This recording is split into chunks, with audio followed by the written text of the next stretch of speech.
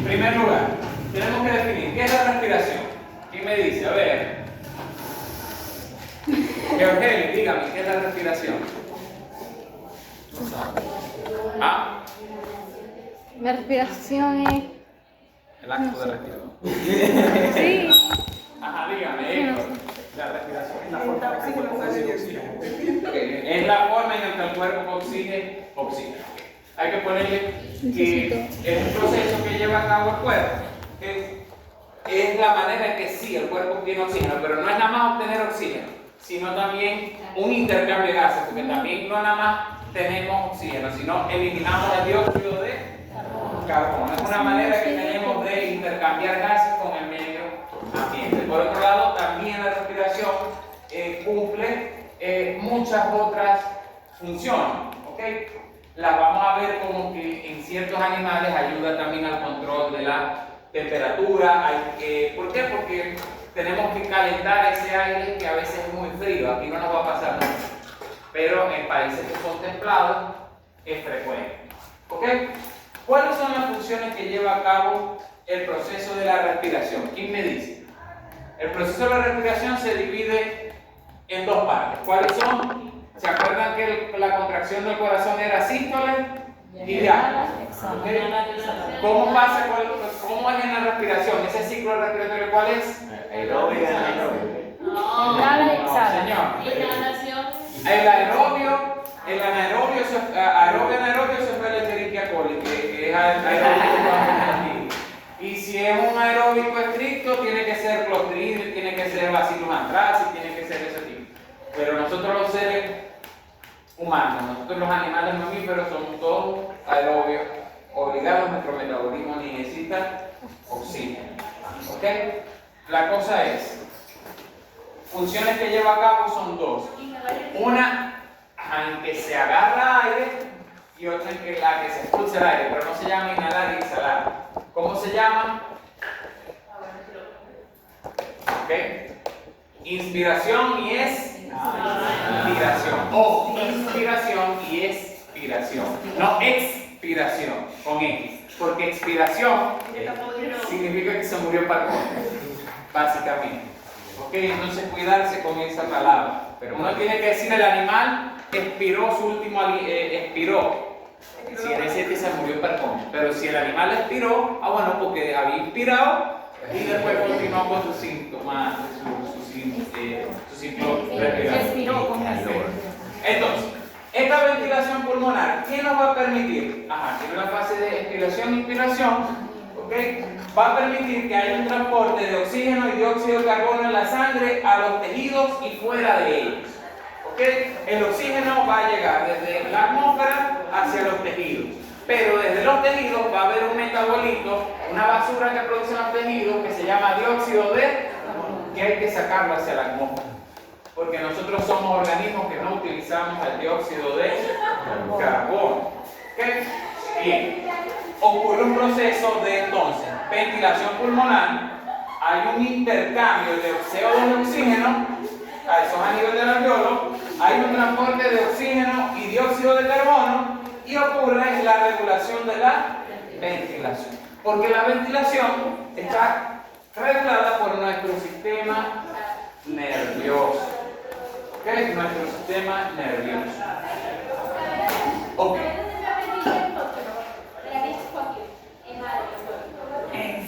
Entonces, mecanismos de la ventilación. ¿Cuáles son los mecanismos para la expansión y contracción pulmonar? ¿Cuáles son usados en el animal en reposo y la actividad? ¿Cómo hace el animal para hacer este proceso? Agarrar aire, captar aire. ¿Quién es el encargado de que se realice ese proceso? A ver, ¿quién me dice? Los pulmones. No, señor.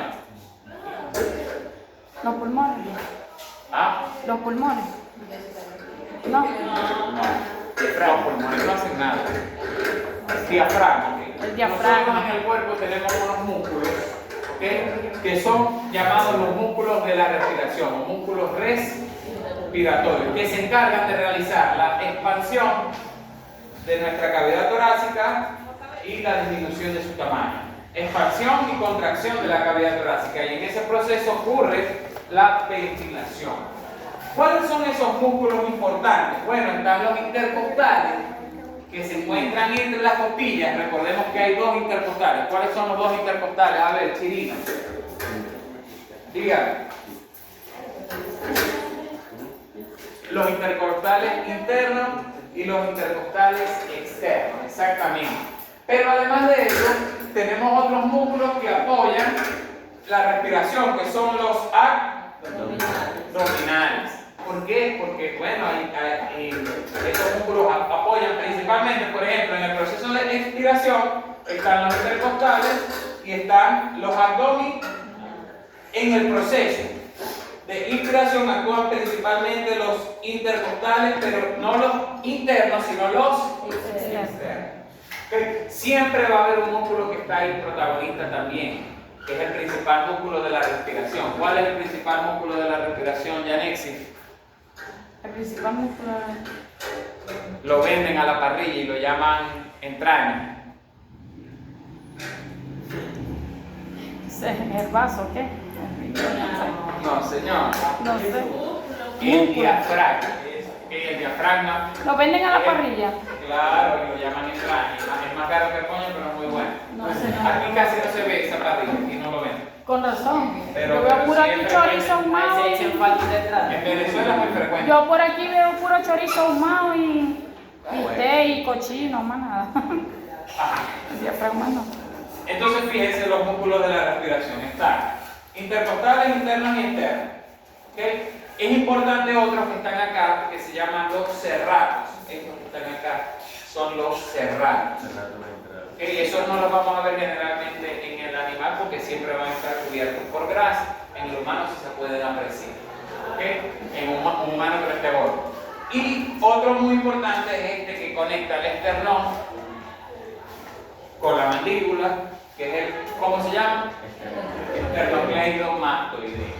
¿Okay? Obviamente por dentro va a estar el diafragma, pero para la inspiración, principalmente diafragma, serrato, intercostales externos y el esternocleidomastoideo. Para la expiración, que fíjense que aquí está mal escrito, el animal ahí no está muerto, es con S, ¿ok? Está el recto abdominal y los intercostales externos, pero también incluir en los dos el diafragma, ¿ok?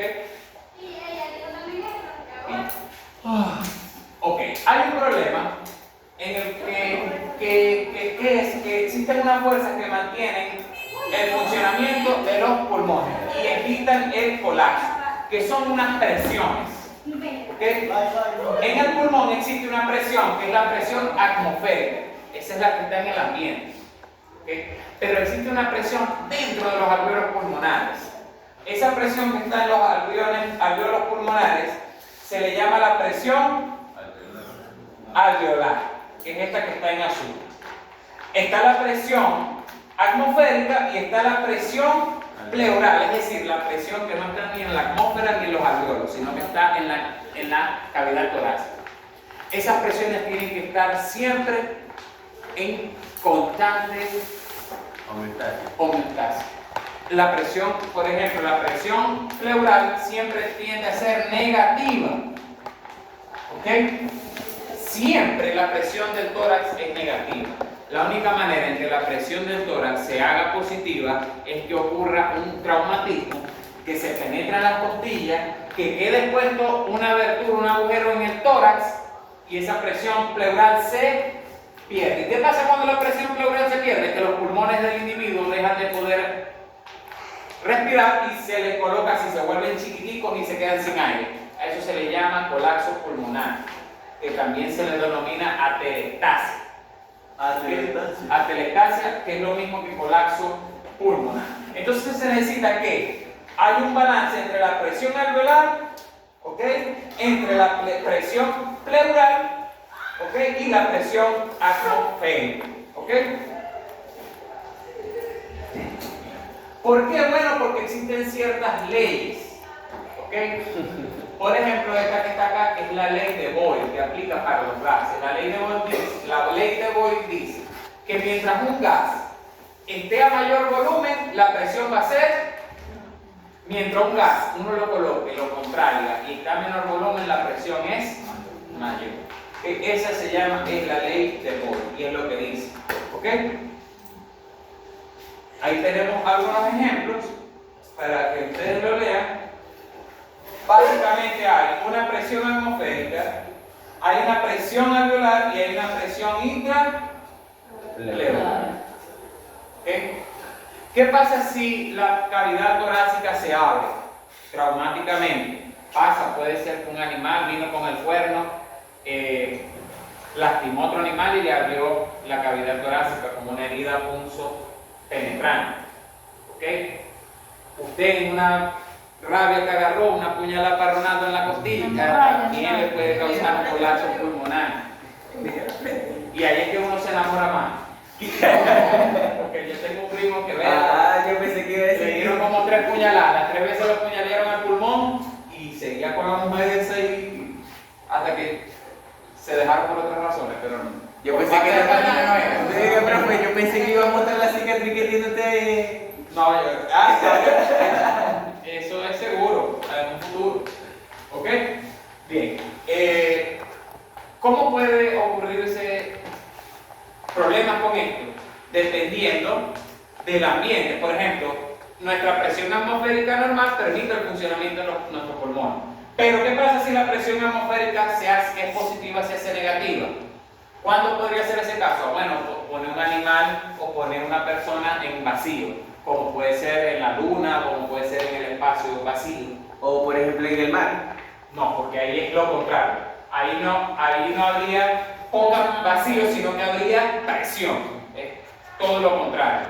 ¿Okay? En este caso, ¿qué pasaría con los pulmones en el vacío? El aire, como aquí hay menos concentración de aire, y aquí dentro de los pulmones, ¿qué le va a pasar al aire? Todo el oxígeno se sale y los pulmones quedan hechos una masa sin aire, sin capacidad de realizar la función, y ocurre el colapso pulmonar. Puede ocurrir también con un traumatismo. Entró aire acá, que aquí es positivo y aquí es negativo el aire. ¿Qué pasa cuando se abre? Que los dos se hacen, este se hace más positivo y va a evitar ese contracción-expansión. ¿Okay?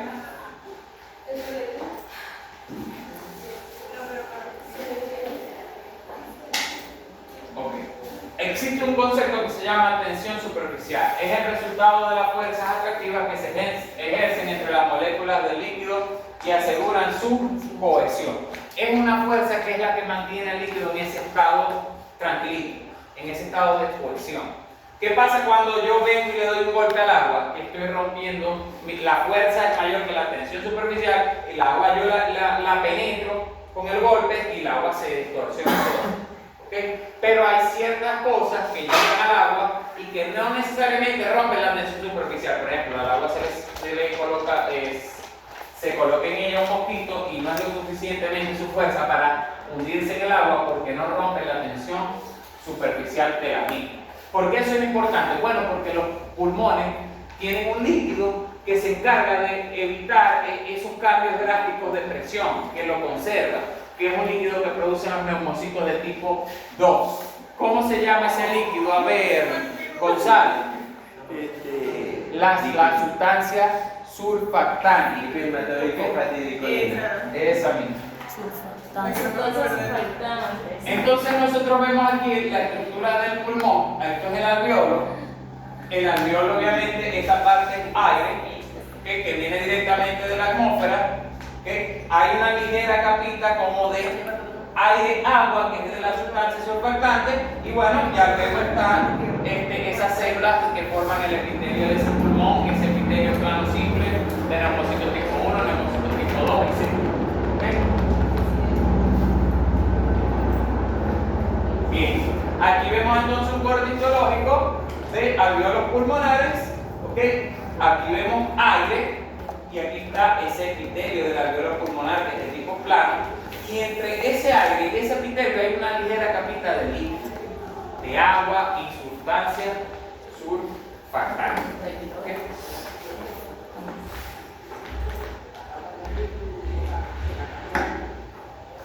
Ok. no se aprecia bien la imagen. Lo que le muestra la imagen es que es un pulmón, pero un pulmón que no tiene un color normal. Cuando estén viendo la materia de anatomía patológica, vamos a ver que ese pulmón tiene zonas hemorrágicas, tiene una característica que el pulmón agarra un color rojizo, parecido al del hígado, que se llama la hepatización roja del pulmón. ¿Ok?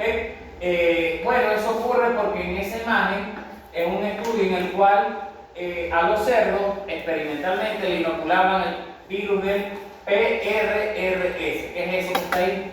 El PIRS. ¿Qué es ese virus? El PIRS. A ver. ¿Cuántos están viendo virología? No. ¿No les han dado PIRS? ¿Qué es eso, profe? El PIRS es un virus que es el virus del síndrome respiratorio y reproductivo porcino. ¿Okay? Es un virus que, bueno, como su nombre lo dice, afecta a nivel respiratorio y a nivel reproductivo. Estas son las lesiones que puede producir en lechones y en cerdos. Una enfermedad que causa muchas pérdidas económicas. Primero, porque las cochinas en vez de parir 12, paren 10, paren 9, paren 7. Y segundo, porque además que las crías que nacen con problemas respiratorios y esos pulmones no pueden realizar la función.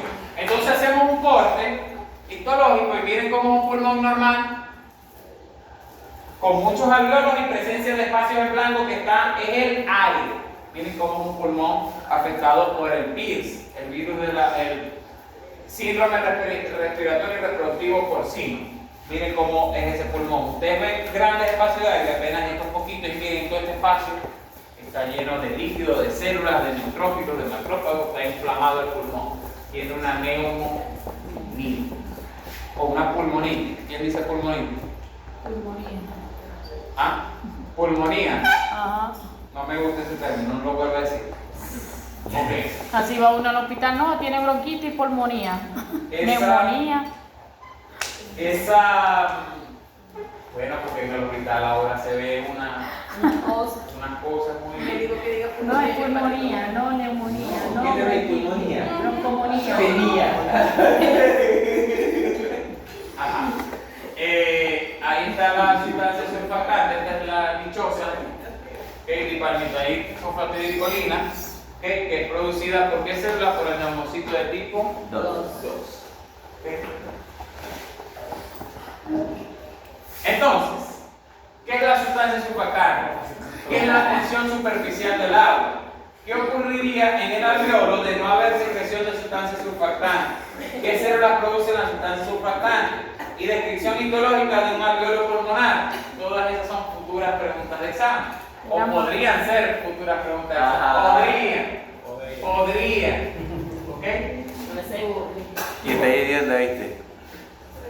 Ya se ha visto que es más fácil contaduría, porque ya los muchachos que empezaron que eran 80, fíjense que vinieron nada más son como 30. Y de esos 30 a lo mejor quedarán 10. ¿Pero del primer semestre? Sí, ya mermaron. Después de vacaciones siempre merma la gente. Sí. Porque el grupo de María Bento que está en el cuarto semestre eran como 50 y después de vacaciones quedaron los 12 que quedan. Los 10 que quedan. ¿Ok? Nosotros éramos 12 y ahora vamos por 11. Porque que no parece. Esta parte lo pueden, la vamos a saltear. Un poquito complicado y no lo quiero raspar así. Pero esta parte sí va. O pila con la clase, porque después usted se lo pone a estudiar y después dice que no le sale el examen y yo le estoy diciendo que no va. Eso que está ahí es una fórmula, que es el volumen respiratorio por minuto. ¿Qué es el volumen respiratorio por minuto? A ver, ¿quién me dice? El tamaño de ese pulmón cada vez que... La cantidad de aire que tiene el pulmón. La cantidad de aire que se moviliza por minuto. La cantidad de aire que se moviliza por minuto estoy escrito. Se podría decir, en la unidad, el volumen de aire es la cantidad de aire que entra como tal al pulmón. Y la frecuencia respiratoria es la cantidad de respiraciones que ocurren por unidad de tiempo. Si cada vez que el pulmón agarra aire, agarra 10, y la frecuencia respiratoria es de 10 por minuto, entonces uno multiplicaría 10 por 10 y tiene esa cantidad de aire en un minuto. ¿Ok? Esto se le llama el BMR, que se llama volumen respiratorio por minuto. Ese volumen puede aumentar o puede disminuir dependiendo del estado físico fisiológico del animal. No es lo mismo un animal que se esté ejercitando que un animal que esté en estado de reposo. ¿Okay? ¿Por qué en sustitución de ejercicio el cuerpo requiere más oxígeno y genera más CO2? ¿Por qué en situación, perdón? ¿Por qué cuando el cuerpo está haciendo ejercicio produce más, requiere más oxígeno por un lado y genera más CO2? Aquí me dice, a ver. Ah, pero usted dice, ¿quién me dice? A ver, y me iba a Diga. mencionar a alguien. Ah, bueno, a usted. Dígame. ¿Por qué? Bueno, porque hay mucho más hay más gasto de oxígeno debido a los órganos, porque tienen, ay no, No me convence. no, no. A ver, dígame. Debido al ejercicio que está Diga. haciendo la persona. Yo Esa tampoco, situación de ejercicio, no sé depende cómo del explicar. ejercicio. Ajá. Dígame, ajá, a Hay ver. mayor actividad muscular y aumenta la frecuencia respiratoria. Ajá, ¿y qué tiene que ver que haya mayor actividad muscular? Bueno, cuando hay mayor actividad muscular, los músculos empiezan del músculo se segrega el CO2, se va el CO2 a la sangre y lo envía a los pulmones. ¿Quién dijo eso? ¿No es así? ¿Quién dijo eso? Yo lo estoy explicando. El libro de Carlos Cuello. Hay que hacer un capítulo en el... Bueno, entonces el metabolismo. Ajá, ¿qué pasa con el metabolismo? No, explícalo. Es otra parte del libro de Carlos Cuello. Ajá, si el animal está en ejercicio, Claro. obviamente todas las funciones musculares, todas las funciones fisiológicas del animal van a estar alteradas. Respiración, contracción muscular. Sabemos que para que todas esas funciones se estén llevando a cabo se necesita una molécula. ¿Cuál es la molécula necesaria para la realización de todas esas funciones? A ver, Ajá, el ATP, el ATP. Ajá. ¿Ok? Y como el cuerpo necesita más Ahora sí, cantidad, Carlos, peligro. como el Me dio cuerpo miedo necesita decirlo. más cantidad de ATP, ¿qué va a hacer el cuerpo? A ver, Faría, dígame. ¿Ah? ¿Qué hace el cuerpo para generar moléculas de ATP? A De ver, vacaciones al García. profe. ¿Ah? Ah. Ajá, glucólisis, ciclo de Krebs.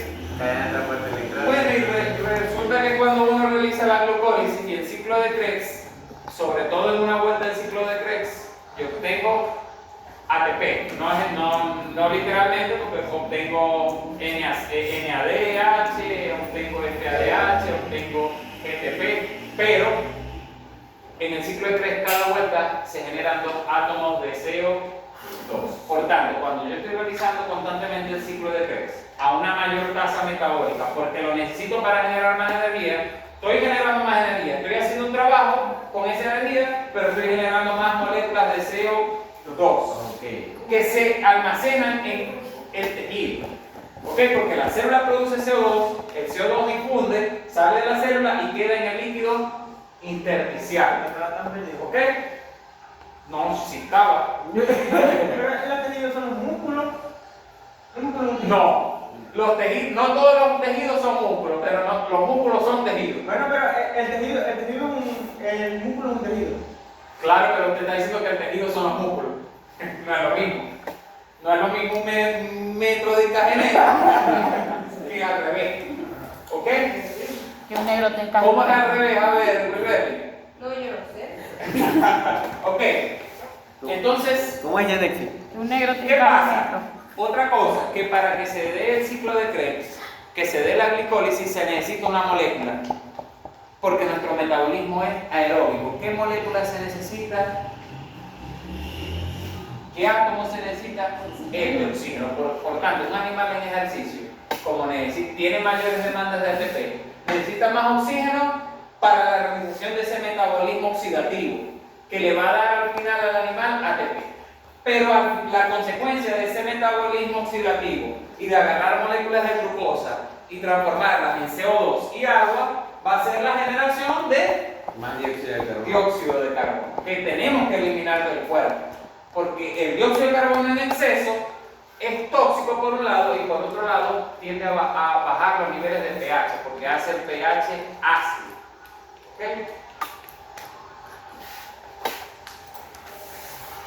Entonces, hay un control de nuestros tejidos, de la cantidad de oxígeno que tiene, de la cantidad de CO2 que tiene. ¿Cómo lo regula eso el cuerpo?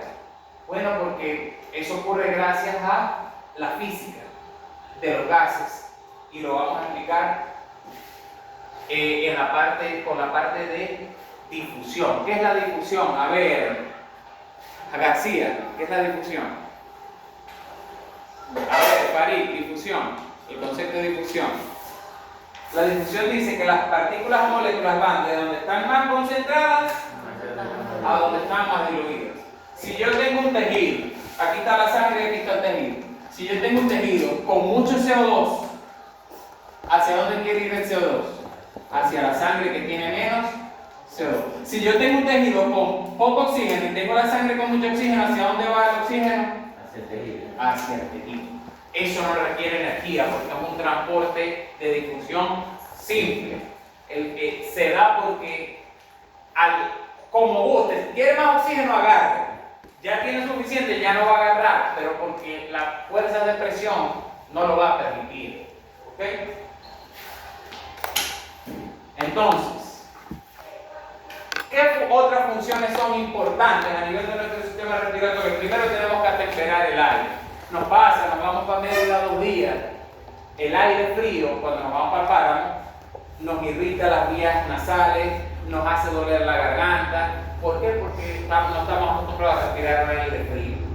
¿Okay? El animal, cuando está en clima templado, tiene que atemperar el aire, tiene que calentar el aire, porque si ese aire frío se va directo a los pulmones, neumonía y se muere el animal. ¿Ok? También existe funciones de la vía respiratoria, también existe evitar el colapso traqueal, función de la musculatura lisa. Recordemos que si el animal está realizando ejercicio, necesita más oxígeno, ¿verdad?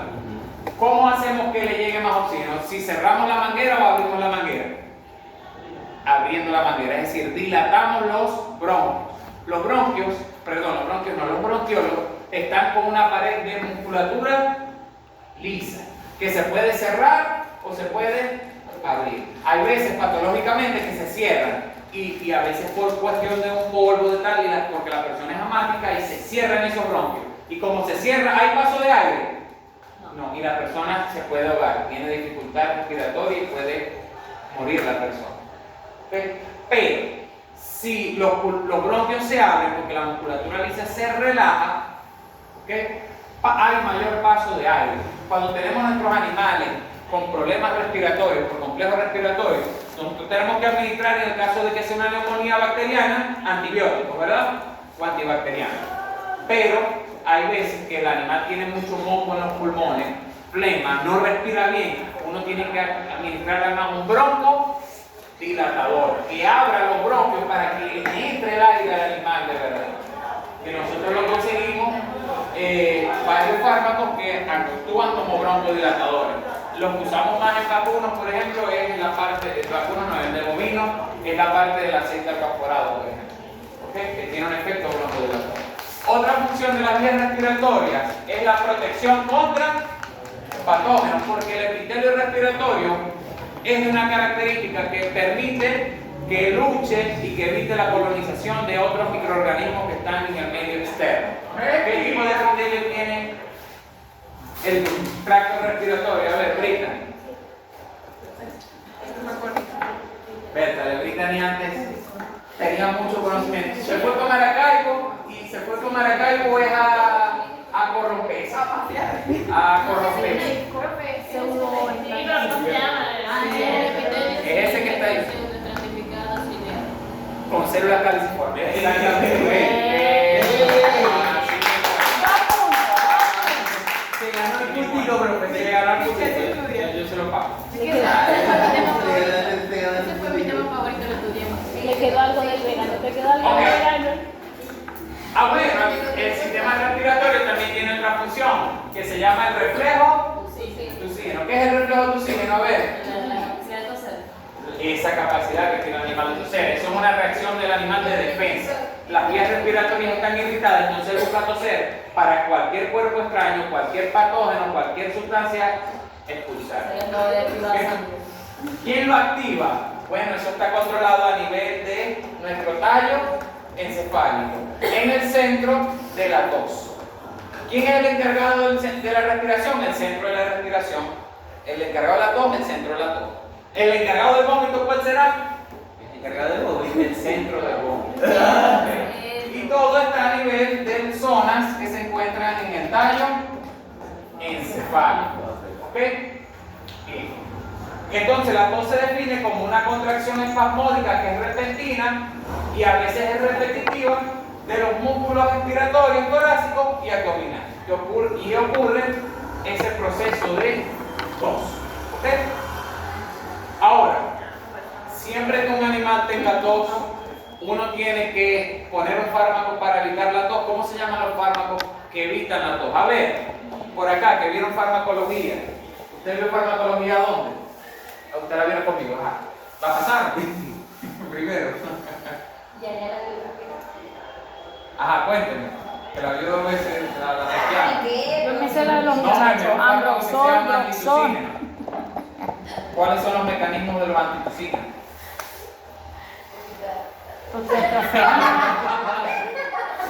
Ajá. Ok, hay veces que la tos sí requiere el uso de antitusinos, que hay unos antitusinos que protegen las vías respiratorias y hay unos antitusinos que actúan directamente a nivel del tallo encefálico. Inhiben la tos a nivel nervioso. ¿Ok? Y no todas las toses, si por ejemplo el perro percibe una parrilla o el carro está botando mucho humo tal y el perro aspira ese humo y le cae mal y le causa tos, yo no puedo administrar un antitusino porque él entró a su cuerpo una sustancia irritante y está reaccionando normalmente. ¿Okay? Ahora, caso contrario es que si él tiene una neumonía y está con constante tos, yo puedo buscar tratar esa patología. ¿Okay? Bien. Entonces, ahí está la tos. ¿Cómo funciona la tos? Bueno, porque a nivel de ese epitelio hay células del sistema nervioso que son receptoras, mandan estímulos, ¿ok?, al cerebro, al centro de la tos, y el centro de la tos emite una respuesta que va hacia los músculos de la respiración, que son los encargados del mecanismo de la tos. Hace que esos músculos se contraen de manera espasmódica y que ocurra ese proceso de tos. ¿Okay? Los estímulos pueden ser inflamatorios, químicos, mecánicos o térmicos. Denme un estímulo mecánico de tos. ¿Quién me dice? A ver, Yanesi, ¿cómo sería un estímulo que induzca la tos de manera mecánica? Mecánica. El humo. No. Mecánica, ¿cómo? El humo sería de tipo Químico. químico. Cuando se va el agua por el camino viejo. Que te venga aquí, ve. Mecánico. Mecánico. Una espina de pescado. Un cuerpo extraño puede producir una tos por estímulo mecánico. Por el morlo, una Y lo espina de hacemos pescado. nosotros, bueno, yo no, porque yo no trabajo con eso. Y los pequeños animales agarran al perro con tos. Cuando viene con problemas respiratorios y ven cómo está el reflejo de oxígeno, le contraen aquí esta parte de laringe, que va a estar muy delicado. Si la animal tiene tos, empieza a toser. Si le cuesta toser es porque no tiene como tal tos. ¿Ok? Bien. En estos días, yo me venía para Machiques a las 6, ya había terminado el trabajo, 6 de la tarde. Nos ocurrió una emergencia, a mí y otro colega que estamos trabajando en la misma finca y no nos pudimos venir, nos quedamos como hasta las 10 de la noche. Cuando ya habíamos terminado el trabajo, había 2 bautas que estaban timpanizadas. Pero ellas no mostraban timpanismo, sino que tenían el problema respiratorio. Estaban en una posición con el cuello estirado, mirando hacia abajo, tosiendo y con dificultad respiratoria. Pero no tenían neumonía, sino que estaban timpanizadas, porque le vemos el rumen, la vemos por detrás y estaba el animal que parecía un globo. Posiblemente ese animal comió una planta como las semillas de la lara cuando se mojan, tres hojas, algún tóxico que les causó, o mucha leguminosa en la dieta, de repente entraron en un potrero con mucha leguminosa, se le formó un timpanismo. ¿Qué tuvimos que hacer para resolver ese caso? ¿Ah? Apuñalear. La tuvimos que apuñalear. ¿Por qué? Porque no teníamos el trocar, que es una aguja especial que se usa para eso. Uno la clava en el animal, le introduce Timpavez o dimetilpolixiloxano y el animal bota el aire. Bueno, no había, tuvimos que apuñalearla con un bisturí, la abrimos, el animal no botó aire porque tenía mucha espuma. Entonces lo que hicimos fue, agarramos una tabla, yo con un obrero que estaba bastante alto, que tenía fuerza, de lo que comen 2 platos de arroz, y agarramos una tabla y empezamos a alzar al animal así. Y al meterle la presión ahí en el abdomen al animal, en el abdomen, empezó a botar aire. Y al ratico todo el ambiente estaba que prendía un fósforo y explotaba. Lleno de gas metano. ¿Ok? Y bueno, los 2 animales se salvaron. Bien. Reflejo del estornudo. Es muy parecido. Ya todos sabemos ahora aquí qué es el estornudo. Esfuerzo que hace el cuerpo para eliminar partículas extrañas que estaban en el aire. También hay un centro del estornudo. Y ahí ven el estornudo de cada especie es su género. El más cómico de todos es el del equino. ¿Ok? ¿De qué? Equino. El estímulo iniciador del reflejo del estornudo es la irrigación de las vías respiratorias. Y los impulsos aferentes se dirigen al bulbo tal, el reflejo como tal del estornudo. ¿Okay? Hablemos de la... Ya va, yo creo que me salté una... ¿Cuál te saltió? Circulación pulmonar, hablemos de edema pulmonar y de fluido de la pleura. Tiene que dejar los memes, pero para el video. El 5 minutos que lo pasa. El sitio de libro.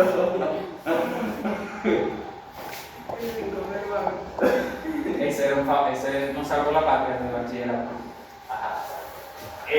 Ahora vamos a la IA directamente, te hace todo el trabajo. La IA. Sí, señor. Gemini, ChatGPT, Grok. ¿Te las conocéis todas, no? Ok. No, Andavo y Jacob. Bien, hablemos de la irrigación. ¿Quién irriga el pulmón? Facilito. La vena bronquial. ¿Ah? No, La coronaria, Arterias bronquiales. Arterias bronquiales. La vena pulmonar, ¿de dónde sale? del corazón. ¿Y eso irriga el pulmón? No, eso no es las alveolares, eso lo nombré la otra vez. Bronquial. Bronquial. Las arterias que irrigan el pulmón son las arterias bronquiales, ¿okay? Que salen básicamente de ese callado aórtico. ¿Okay? Son unas venas que tienen son arterias que tienen mucha presión, porque vienen saliendo directamente básicamente de la aorta del callado aórtico. ¿Qué es el callado aórtico? Que yo dije callado aórtico y creo que no me entendieron. Del arco. ¿Ah? Del arco. La aorta sale y hace un arco. A ese arco, como parece los bastones que usaban los emperadores, se le llama el callado aórtico. ¿Okay? Y a los bastones se le llama callado. A los bastones se les llama callado también. ¿Okay? Bien. La irrigación pulmonar, también hay una que es de baja presión. Esa como tal no irriga los pulmones para que los neumocitos lo tal vivan, sino lo que hace es llevar sangre al pulmón para que haya intercambio de oxígeno a nivel de los alveolos. Esa sangre va a través de venas. ¿Cuál es la arteria que lleva la sangre del corazón al pulmón? La arteria pulmonar. La arteria pulmonar. Esa arteria pulmonar se divide en todo el pulmón, ¿okay? Y me da la rama de arterias pulmonares. Pero esas arterias pulmonares no llevan la misma presión y fuerza que llevan las bronquiales, porque las bronquiales, ¿de dónde vienen las arterias bronquiales? La aórtica. ¿Y de la aorta de dónde vienen? del ventrículo izquierdo. Y el ventrículo izquierdo tiene más musculatura y bombea más fuerte. En cambio, las otras vienen del ventrículo Vienen haciendo derecho. ¿Ok? Entonces, hay una circulación venosa de esas ventrículo derecho, después va una circulación venosa sistémica. Ese sería, y aquí vemos el callado aórtico en el caso humano, y de aquí salen las arterias bronquiales, que irrigan lo que es el tejido conectivo, todo lo que es los alveolos pulmonares. Pero no hacen la función de nutrir al pulmón. El que hace la función de nutrir al pulmón son las bronquiales, que es la irrigación propia. no a la irrigación pulmonar. ¿Ok? Aquí vemos diferentes presiones. ¿Ok? Fíjense la presión a nivel de la aorta y fíjense la presión a nivel de las arterias pulmonares que vienen del ventrículo derecho. Y fíjense que la presión es bastante baja comparada con la que logra la aorta. ¿Ok? Ahí vemos entonces cómo son los niveles de milímetros de mercurio a nivel de las arterias pulmonares, ¿ok? De los capilares que están a nivel de los alveolos, y aquí lo vemos a nivel de cómo llegan en el left atrium, que es el ventrículo, la aurícula del lado izquierdo, ¿ok? Casi llega la sangre sin presión, ¿ok? Llegará por gravedad esa verga. ¿Cómo es el comportamiento de la circulación pulmonar durante el ejercicio intenso? ¿Cuál es el método para aumentar el gasto cardíaco? ¿Qué pasa con entonces esa presión de la presión pulmonar cuando, o sea, qué pasa con la circulación del pulmón cuando el animal está en ejercicio? La propia y la propia por un lado y la común. Aumenta. A mayor cantidad de ejercicio, aumenta. Y eso va de acuerdo con el gasto cardíaco. ¿Okay? Y el gasto cardíaco va de acuerdo con el retorno venoso. Porque esa es la ley de Frank Starling del corazón. ¿Okay? A mayor retorno venoso, mayor gasto cardíaco. Ok. Si ustedes se acuerdan, se los he explicado en fisiología 3 ¿se acuerdan del mecanismo de Starling? Más o menos. ¿Se acuerdan del mecanismo de Starling pero a nivel del riñón? Bueno, esto es lo mismo pero a nivel del pulmón. O sea, sí, hay cómo son esos cambios de presión. Pero aquí hay una presión que vamos a incluir muy importante, que es las presiones no de sangre, sino de oxígeno. Presión de oxígeno, presión de CO2, etc. ¿Ok?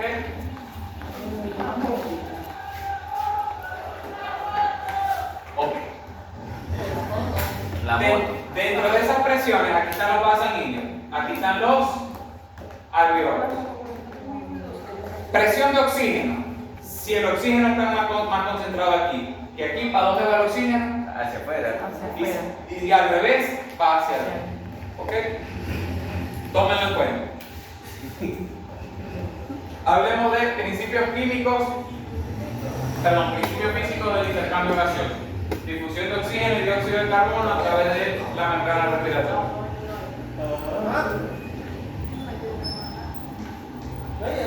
Imagínense que esta sustancia es una sustancia irritante. A medida que el animal va respirando, fíjense que la va eliminando. O al revés, imagínense que es oxígeno. Fíjense que a medida que el animal va respirando, lo va absorbiendo. No es que es algo automático, que todo el aire que se absorbe, que se respira, se absorbe de una vez en forma de oxígeno. ¿Ok? Entonces ahí vemos la expiración de un gas desde los alveolos a través de sucesivas respiraciones. ¿Cómo se va eliminando un gas? Como puede ser el CO2, con cada respiración, de manera sucesiva. ¿Ok? Bien. ¿Qué vemos ahí? Vemos un alveolo pulmonar. ¿Por qué? Porque ¿cuál es la unidad funcional del pulmón? El alveolo pulmonar, que es esa cosita que está ahí que recuerda racimos de uva. ¿Ok? Pero que si cortamos ese racimo de uva, así lo vemos, disculpen, a nivel histológico. ¿Ok? Con una pared, con una membrana que está hecha de neumocitos tipo 1, neumocitos tipo 2, ¿ok? De células del polvo, etc. ¿Okay? Las células del polvo.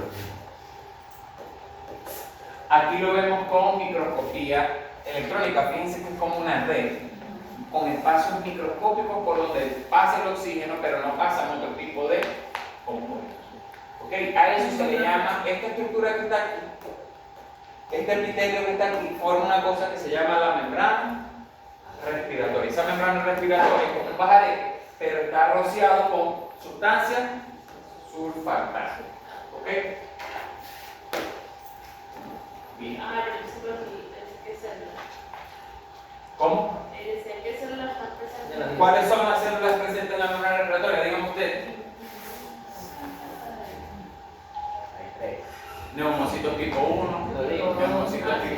y las células del polo.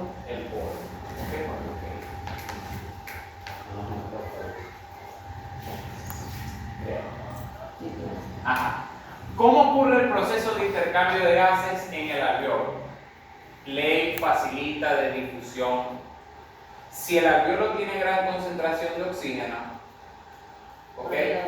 Y la sangre tiene baja concentración de oxígeno, el oxígeno va a pasar directamente. Como de París. Aquí está gran oxígeno, aquí poco oxígeno. ¿Para dónde se va el oxígeno? Para acá. Mucho CO2, poco CO2. ¿Para dónde se va el CO2? Para allá. Y pasan libres, sin cobrar. No hay alcabala. Nada de eso. Facilito, como el examen. Fácil. No, en el examen si hay alcabala y como 5. Bueno, ¿por qué ocurre eso? Bueno, porque por esa ley, bueno, llegó el oxígeno a la sangre, pero en la sangre el oxígeno no va a hacer lo que le dé la gana. El oxígeno tiene una silla donde él se sienta dentro de la sangre, que es dentro de los eritrocitos, que es en la Globina. en ese átomo de hierro que tiene la hemoglobina, cada molécula macro de una hemoglobina se une a 4 moléculas de oxígeno. ¿Ok? Ok. Entonces, fíjense cómo ocurre más o menos, según si hay descanso de ejercicio, el intercambio. Fíjense que cómo ocurre el intercambio con monóxido de carbono, con el oxígeno y con el CO2. Fíjense que cuando hay monóxido de carbono, casi no se modifica. Cuando el animal está cuando hay oxígeno, el intercambio, ¿cómo funciona? Si está en reposo, poquito. Si está en ejercicio, si hay. O sea, fíjense que la absorción de oxígeno como tal no cambia tanto, pero sí varía mucho es la excreción de dióxido de carbono. Y secreta mucho dióxido de carbono principalmente cuando el animal está en ejercicio, por la razón que les expliqué de su producción, su generación de ATP, etc. ¿Ok? ¿Qué pasa con la hemoglobina? Déjenme. Yo soy hemoglobina, agarro el oxígeno. Cuando yo agarro el oxígeno y soy hemoglobina, me convierto en hemoglobina que está reducida.